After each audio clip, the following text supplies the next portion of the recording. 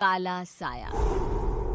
यूं तो बनारस घाट अपनी खूबसूरती के लिए बहुत प्रचलित है, पर घाट के किनारे कई राज लिए बैठे हैं।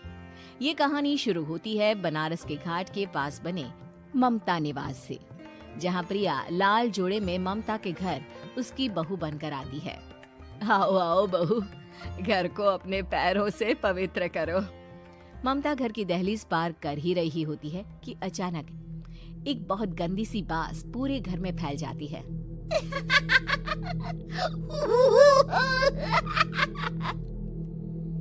ये बदबू और ये आवाजें, ये कौन हंस रहा है माँ? अब ये पड़ोसी ना हमारे थोड़े अलग से है। कहाँ हम शाकाहारी और ये मांस मच्छी खाने वाले। छोड़, तू ध्यान मत दे और गृह प्रवेश कर। और हाँ बहू, अपनी सास की एक बात हमेशा याद रखना, इन पड़ोसियों से तो कभी बात नहीं करेगी। अच्छे लोग नहीं है ये। अपनी सास की ये बात मानेगी ना बेटा? हाँ माँ, जो आपकी मर्जी, मैं उनसे बात नहीं करूंगी। अगले दिन प्रिया अपनी पहली रसोई बनाने रसोई घर में जाती है। ये छोकी बात तो नाक में जा रही है। एक काम करती हूँ, खिड़की खोल देती हूँ। प्रिया खिड़की खोलने जाती है। इतने जाले, लगता है इस खिड़की को कभी खोला ही नहीं गया।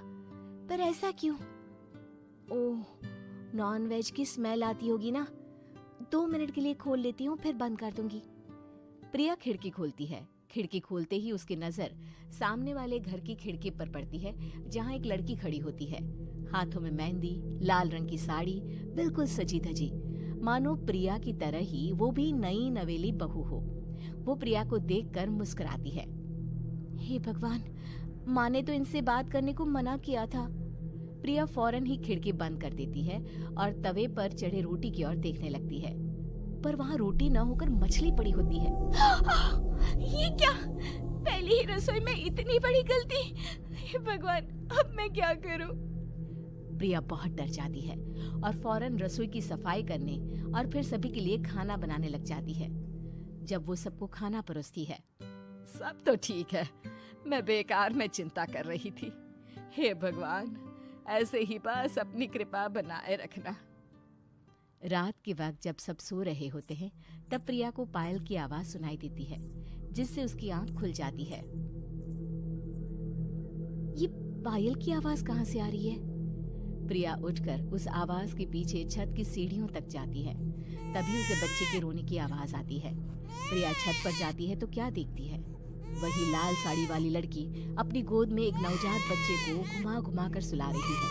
तभी प्रिया की नजर उसके पेट पर पड़ती है। ओह गॉड, ये तो प्रेग्नेंट भी है। सुनिए, बच्चा सो नहीं रहा है क्या? मैं कुछ मदद करूं? नहीं नहीं, आपके घर वालों को अच्छा नहीं लगेगा, मैं संभाल लूंगी। स्नेहा की गोद से बच्चा हाथ मारकर प्रिया की गोद में आने को छटपटाने लगता है। दोनों घर अगल बगल में बने होने के कारण प्रिया उस बच्चे को गोद में ले लेती है। प्रिया के पास आते ही वो सो जाता है। बच्चे का वो स्पर्श रात भर प्रिया भूल नहीं पाती और अगली सुबह वो छत पर कपड़े सुखा रही होती है। तभी उसे एक औरत इशारा करके बुलाती है। स्नेहा कह रही थी बाबू तुम्हारी गोद में आते ही सो गया। मैं गौरी, स्नेहा की माँ हूँ। बहू, घर आना, बाबू को खिला भी लेना। शाम को जब घर पर कोई नहीं रहता, बच्चे से मिलने के लिए प्रिया छिपकर अपनी पड़ोसन के घर चली जाती है और कुछ देर बच्चे को खिलाकर वापस लौट आती है। इसके कुछ दिन बाद ही प्रिया को पता चलता है कि वो माँ बनने वाली है। ममता की खुशी का ठिकाना नहीं रहता।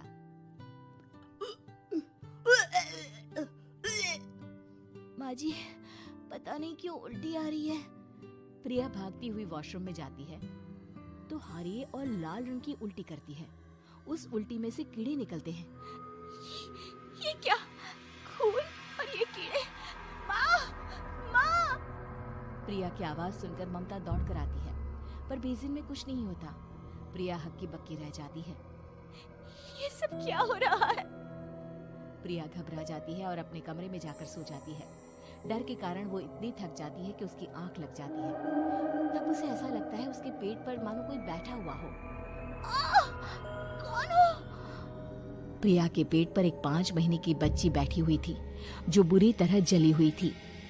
माँ, तुम ही मुझे लाई ना अपने पेट में। मैं तुम्हारी माँ नहीं हूँ। कौन हो तुम? माँ, देखो मैं जल गई बुरी तरह से। 6 महीने पेट में रहने को भी मुझे नहीं मिला। सहला दो ना माँ। बचाओ, बचाओ, माँ। ममता दौड़कर कमरे में आती है। प्रिया की बातें सुनकर वो सब समझ जाती है। तू कहीं बगल वाले घर में तो नहीं जाकर आई ना बहू? मुझे माफ कर दो, मैं गई थी माँ। उस घर में सब मरे हुए हैं बहू। कई साल पहले स्नेहा उस घर में बहू बनकर आई थी। कुछ ही दिन में वो एक बच्चे को जन्म देने वाली थी। पूरा घर बच्चे के आने की खुशी में खोया था कि एक दिन अचानक उस घर में आग लग गई। सब बुरी तरह जलकर मर गए। गौरी आज भी दादी बनने का इंतजार कर रही है और इसीलिए स्नेहा ने अपना अजन्मा बच्चा तुम्हारी कोख में डाल दिया। ममता ये कह रही होती है कि पीछे से उसके पैरों को एक बच्चा पकड़ लेता है।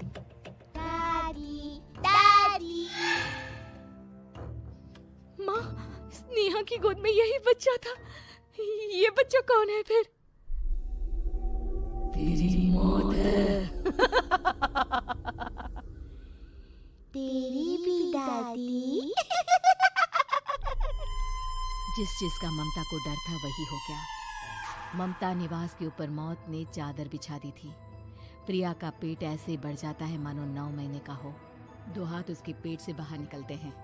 बहू, संतोष को फोन कर, किसी पंडित जी को बुला बहू। प्रिया का पति भागता हुआ घर आता है। ये तो होना ही था माँ। तेरा पाप तेरे सामने आ गया तो तू सह नहीं पा रही है। स्नेहा घर में आग लगी नहीं थी, माँ ने लगाई थी प्रॉपर्टी की लालच में। और वो बच्चा मेरी पहली पत्नी का बच्चा है, मेरा बेटा, जो कि उस आग की चपेट का शिकार हो गया था। मैंने तुमसे ये सब माँ के कहने पर छुपाया था। मुझे माफ कर दो प्रिया। तुम अगर चाहो तो यहाँ से जा सकती हो।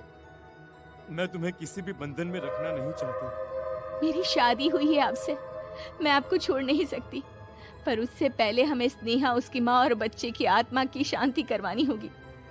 संतोष और ममता गौरी के घर जाते हैं। अंदर सब कुछ जला हुआ होता है।